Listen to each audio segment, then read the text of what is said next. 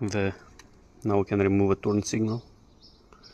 This is how it looks, and here is where this flexible wiring goes. So now we're gonna install it on the new clock spring, and we're gonna install the flexible wiring back. As you can see, this one already has it. The wiring goes under the switch, and the switch has a groove right there. It goes only in one position, and after you click it, it has a pin right there.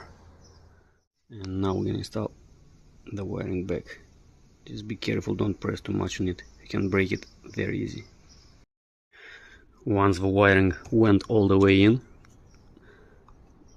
press back these two clips, 1 and 2. After the switch is back, just install back these two bolts that are holding it in place. Here is the second bolt. You will need a star bit. This is the one I am using. It's T8.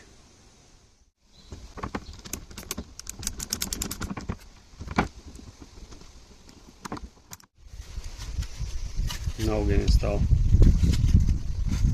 the cover back.